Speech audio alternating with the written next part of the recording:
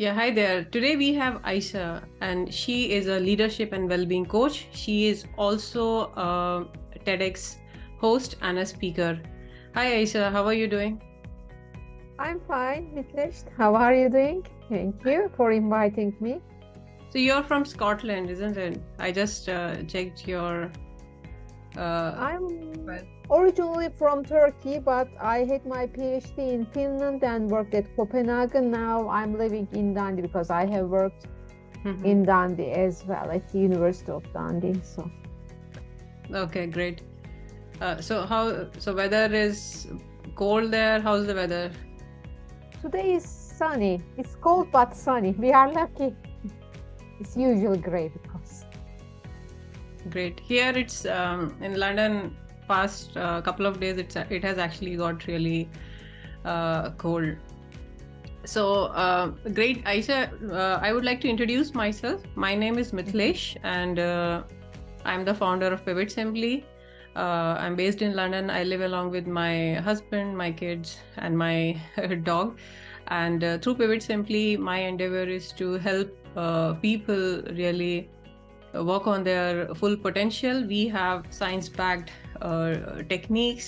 We have programs which is backed by self-discovery methods, and also with spiritual wisdom. So it has got a structured program which help them to unleash their potential. Apart from that, we also have technical business coaching where we help budding entrepreneurs to start their business from scratch with the technical step-by-step training, because that is where most of the people they find it hard. So in today's episode, and uh,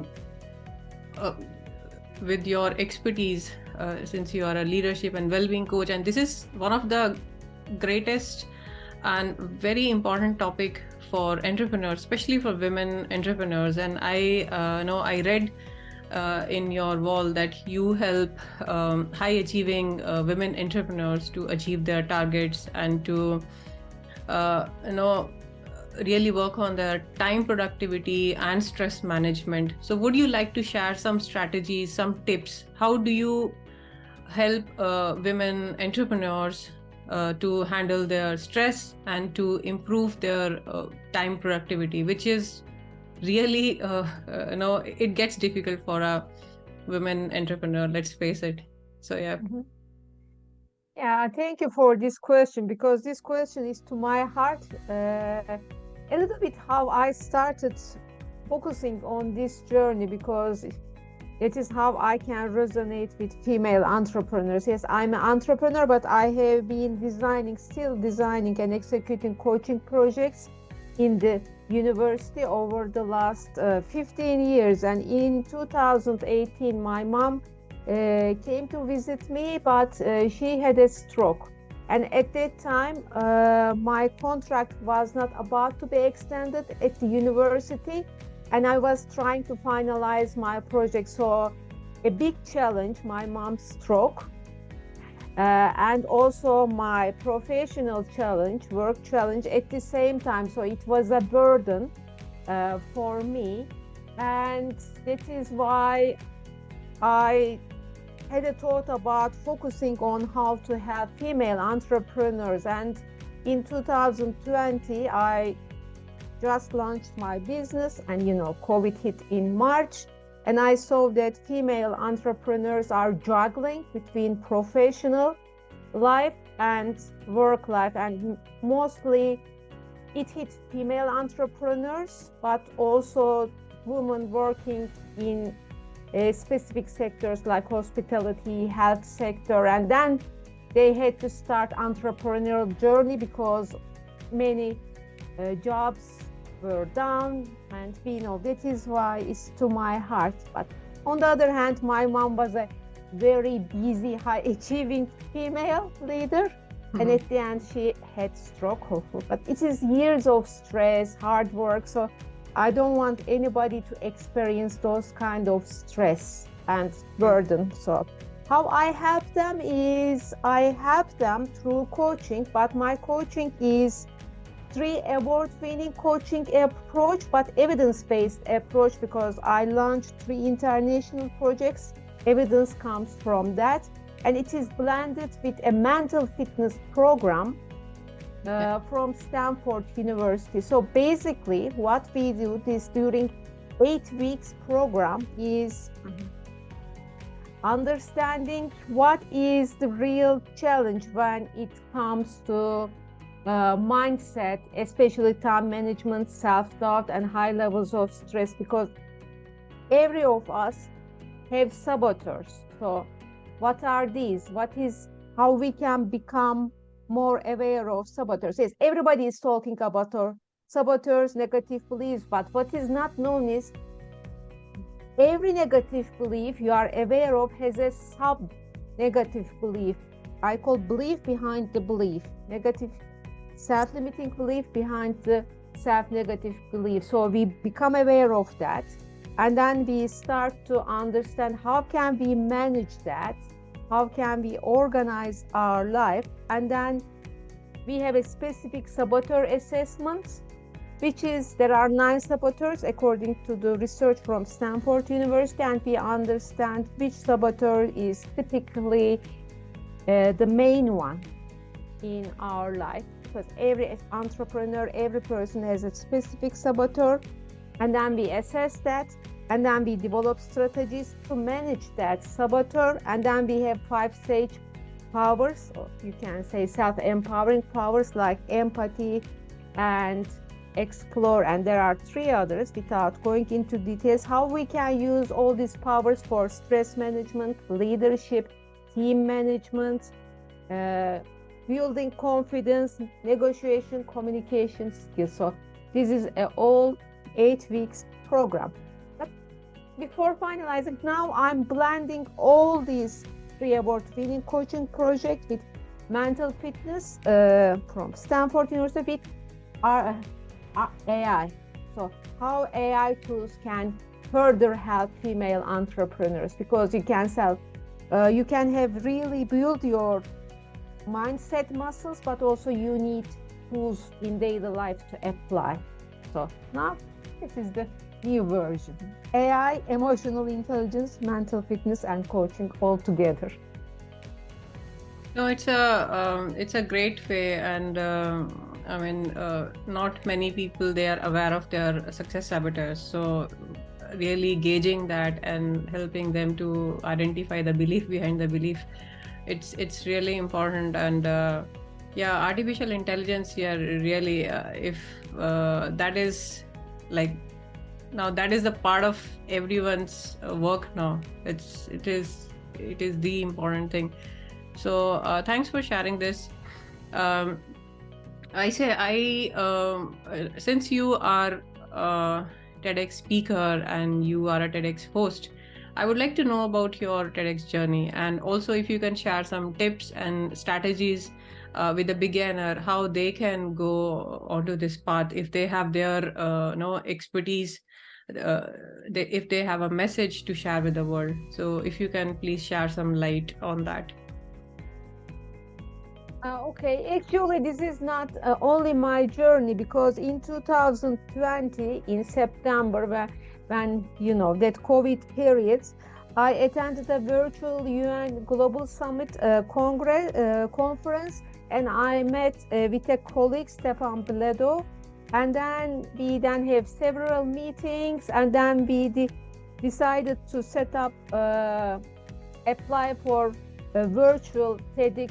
And then that is how TEDx Plus work was born. So it is a mutual collaboration, and since then we are inviting thought leaders internationally from UN and Corporate America, peace organizations, and to talk about what their journey is, what inspired them, what were their challenges, how they overcome those challenges, what they can suggest and advise to female entrepreneurs when it comes to resilience, when it comes to find their purpose, when it comes to be their authentic self. And this year we turned it was a virtual TEDx event. This year we turned it into a podcast. We had 6 lovely female entrepreneurs sharing their journey and inspiring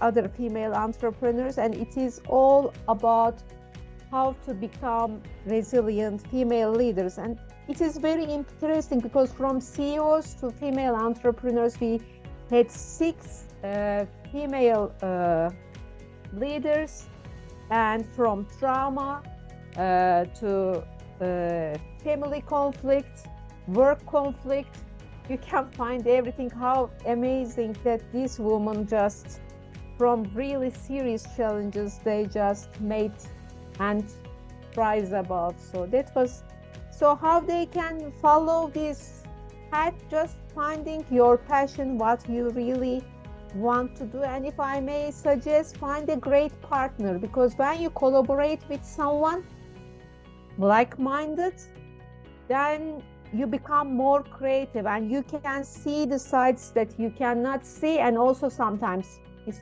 all natural, we feel down, we don't feel okay, we are confused, and there is always a partner supporting you. I mean, in this TEDx, for example, talk. So I will suggest find your passion, find the partner, and then have a brainstorm how to launch any podcast talks. And then you need to, of course, find the right platform to give the right message. Thanks for sharing this, Ayse.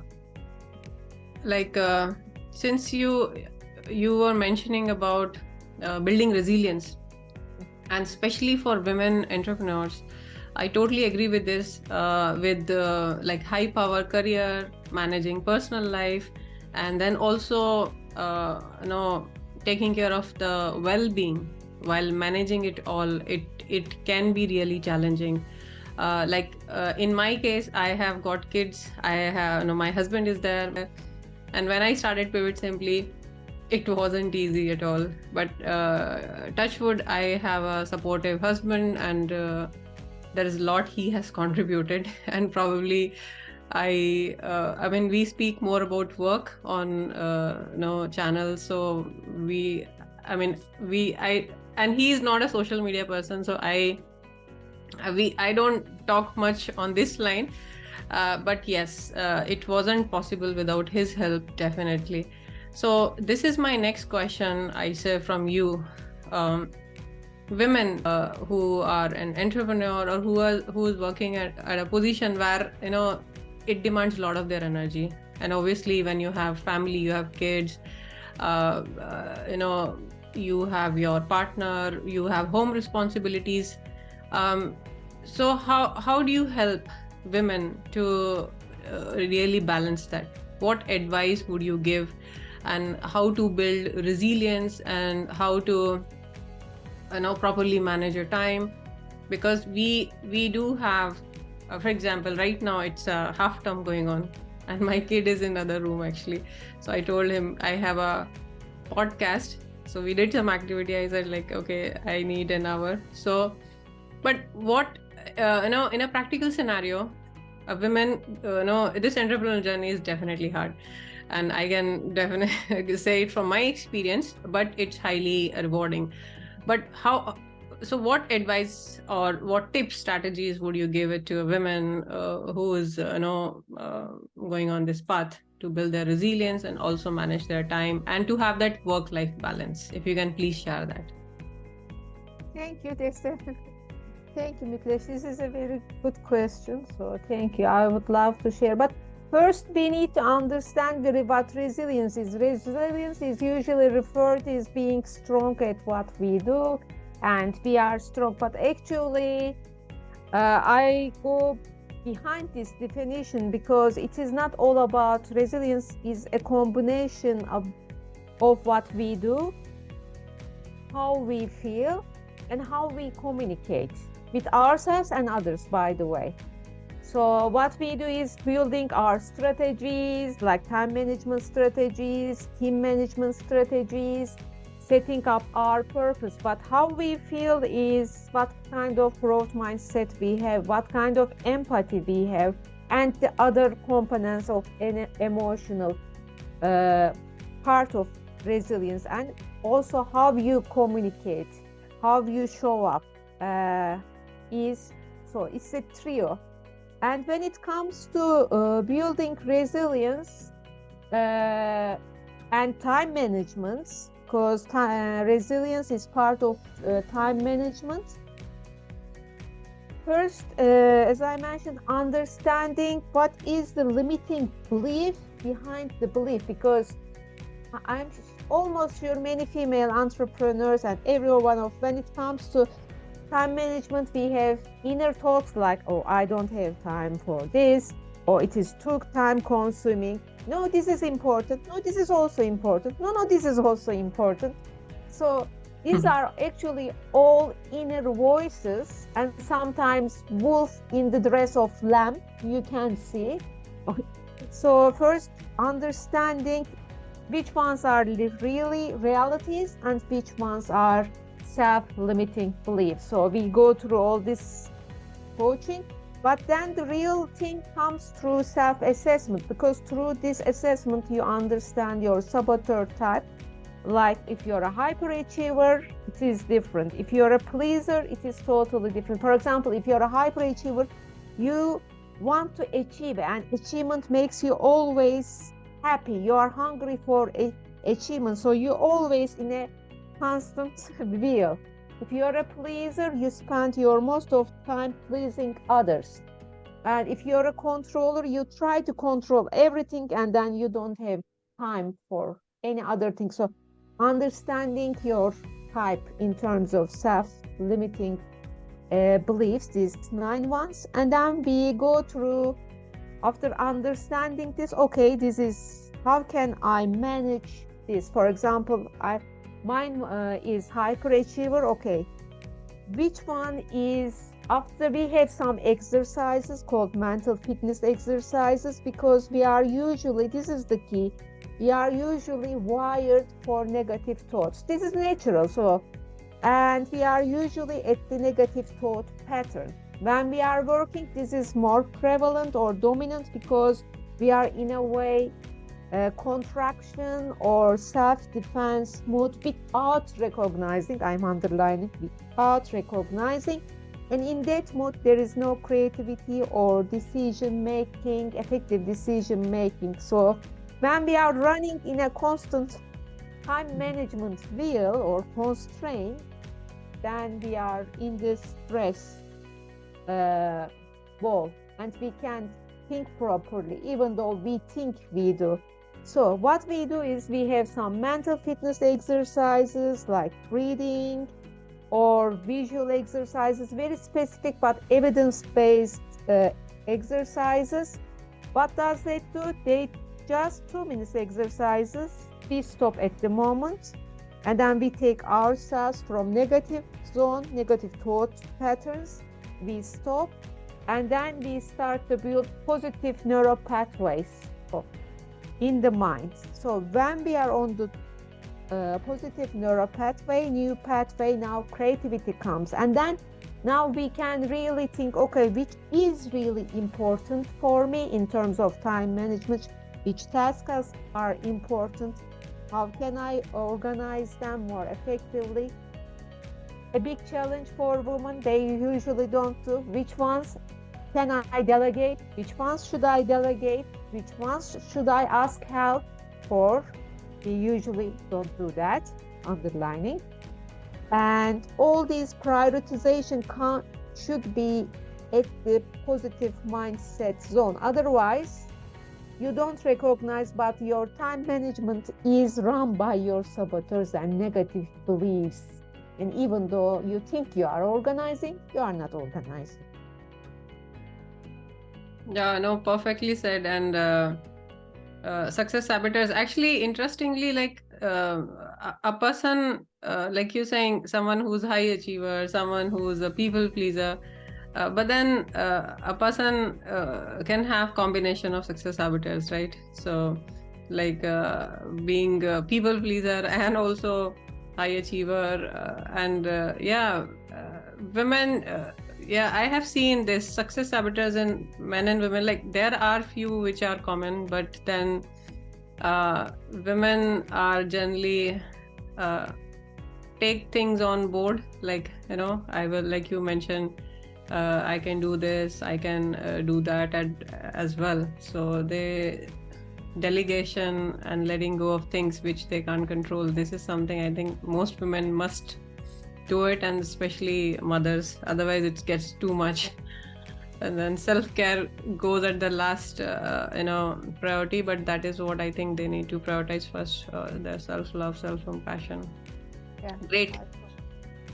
Yeah, thanks for sharing this, Ayse. I'm really enjoying this talk actually, and and like we didn't prepare this talk, and that is what we do, and this is that is what the beauty behind it is, like really enjoying it. I have another question for you. I actually read this about in your profile. It's about sustainable development goals, bringing in integrating sustainability and social impact into your work. So how do you achieve that? And how do you help your clients to achieve that? If you can share something on that, please.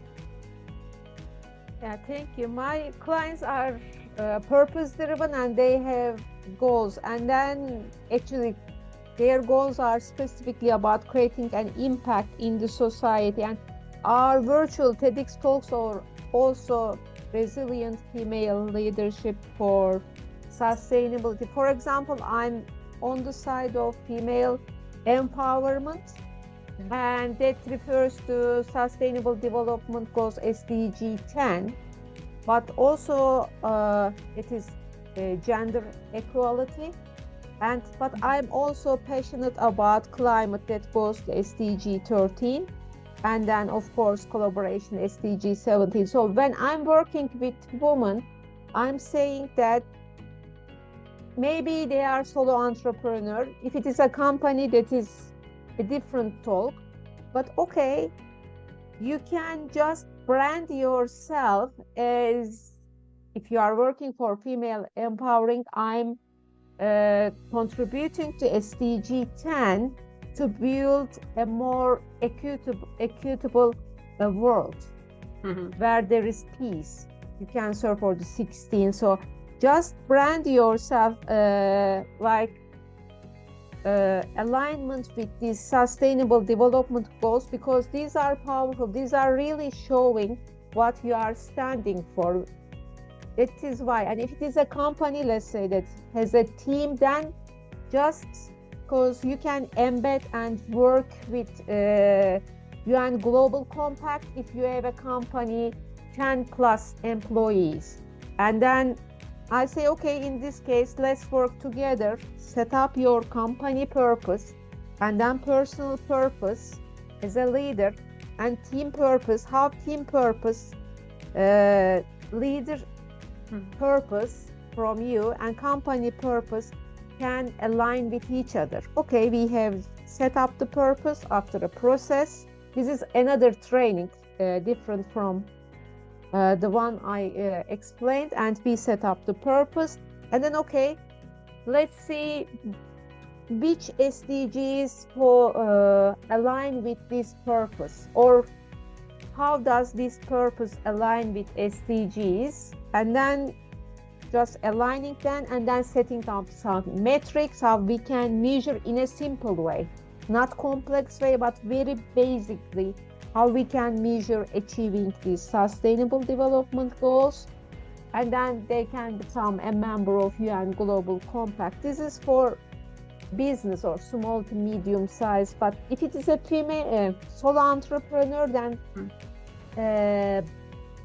branding herself and mentioning this value and purpose every podcast, if they are doing podcasts, blogs, LinkedIn or social media posts, and also attending UN Global Compact meetings. It's open, it's free resource, and contacting with like-minded people, like, for example, SDG 10, SDG 13, they are passionate. Okay, my passion is same, just collaborating with them, and then this will bring new projects, new areas for impact, because it's all about collaboration and finding like-minded people.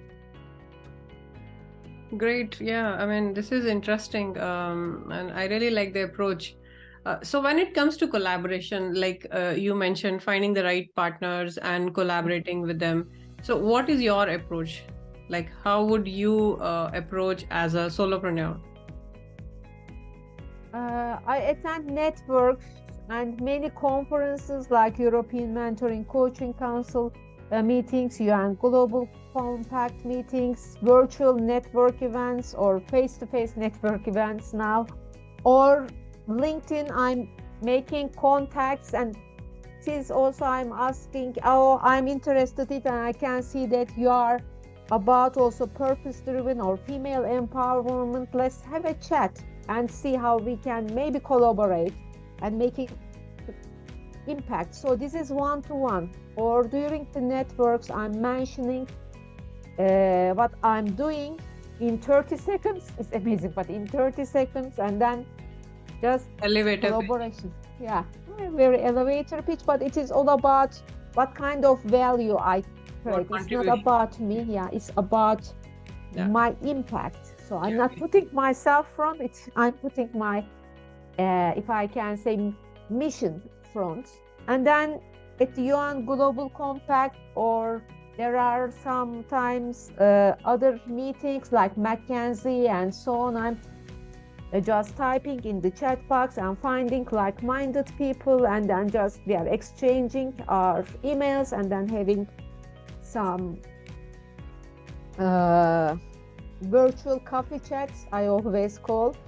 Or the other way around is just attending conferences like EMCC or other conferences, and from there. But it is all about just collaboration, but not collaboration based on your purpose, and really clarifying what do you want to achieve out of that collaboration. It's not something networking for networking. No, completely. Like if the values are aligned and if the purpose is aligned, so it makes it easier, to collaborate.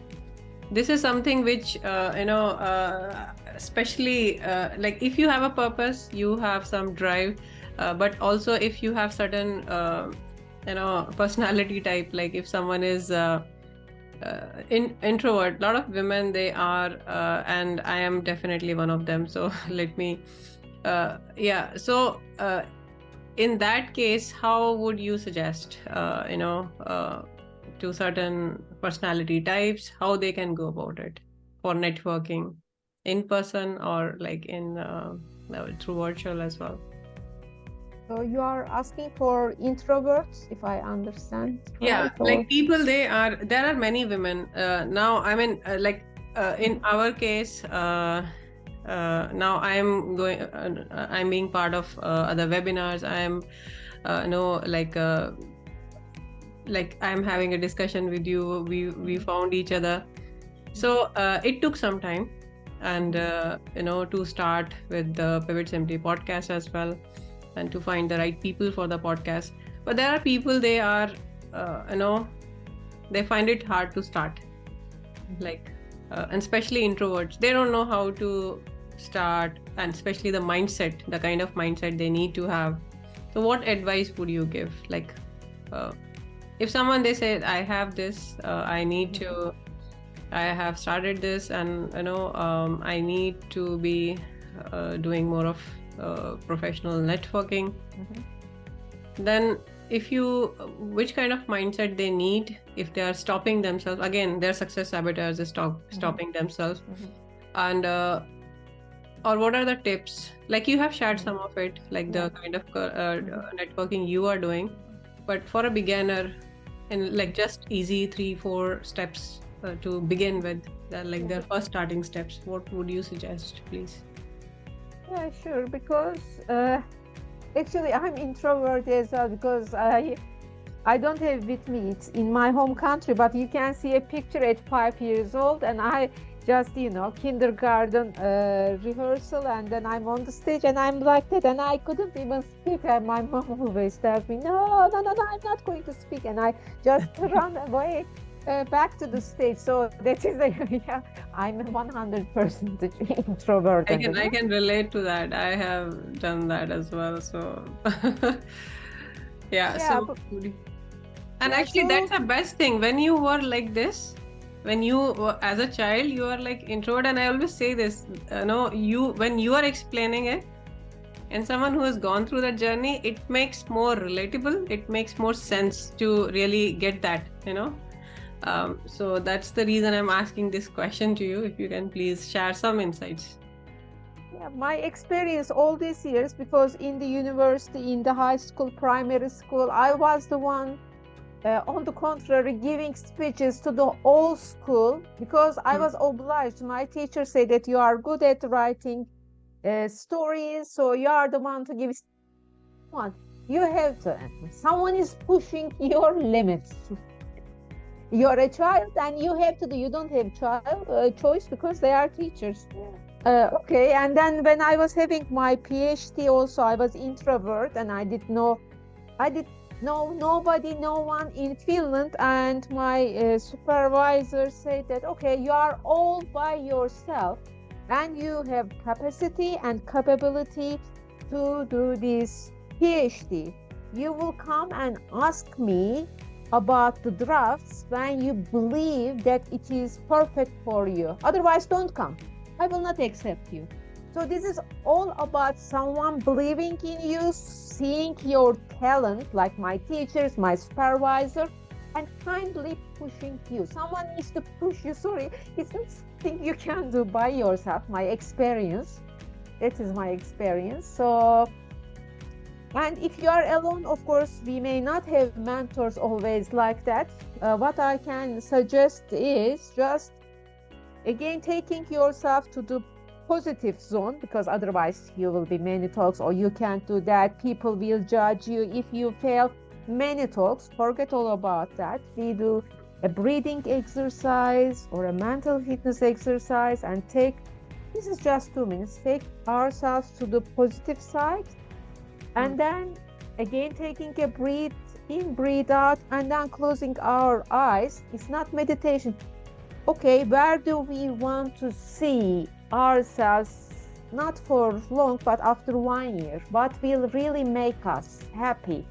What will make us so? What is that? So, okay, we concentrate on the, it is not visualizing only, you need to feel it in all your bones, on stomach, brain, arms, every part of your, but specifically on one part, it changes for every person.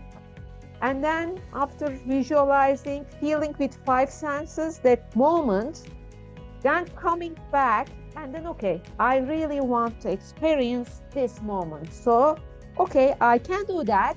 And how can I proceed forward? Okay, I need collaborations. I will go for.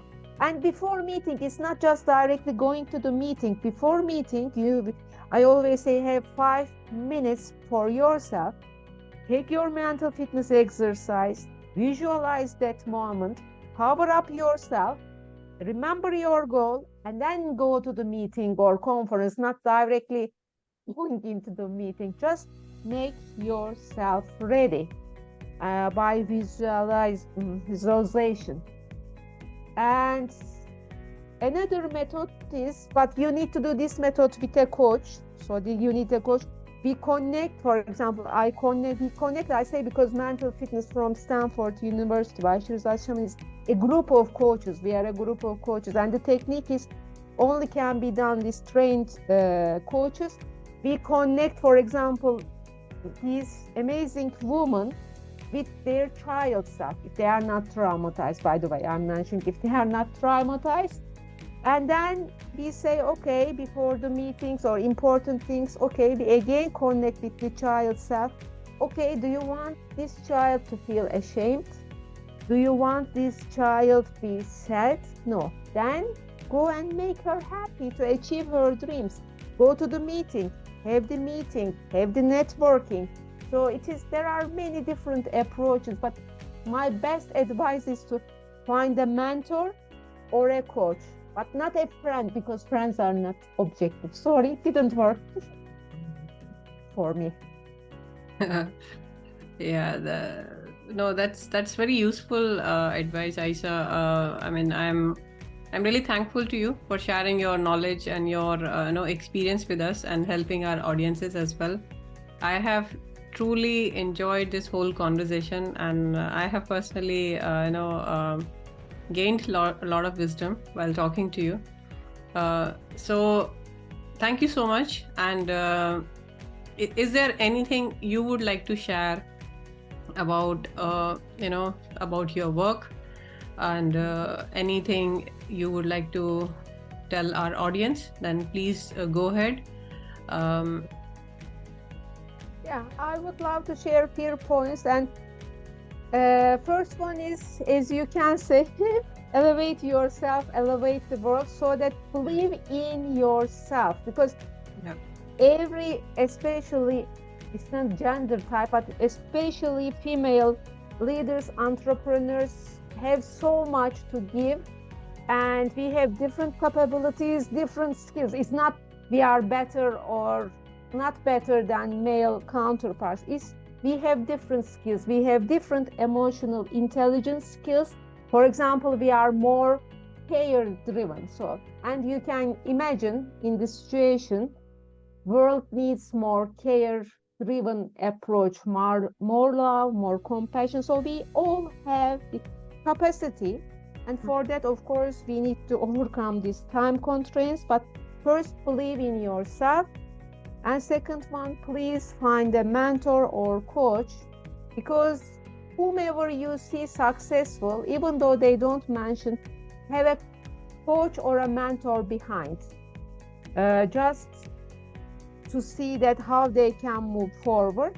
And also, last, I can say that very welcome to, if I can say, connect with me on LinkedIn, and then let's have a virtual coffee chat. These virtual coffee chats are very warmly, very friendly, no sales pitch. So if you are expecting a sales pitch, I always say you are on the wrong spot, so you will not get that one. And also very welcome to watch our TEDx talks. But also this is new. I'm a little bit still hyper here, sorry. So, but I have launched podcasts, and it is for AI driven female resilient leadership, and I interview with ChatGPT. I don't write scripts, and I just give a prompt to ChatGPT, what is our topic, and then I create a conversation. So it is unique one, an interview where I interview ChatGPT, or sometimes ChatGPT interviews me.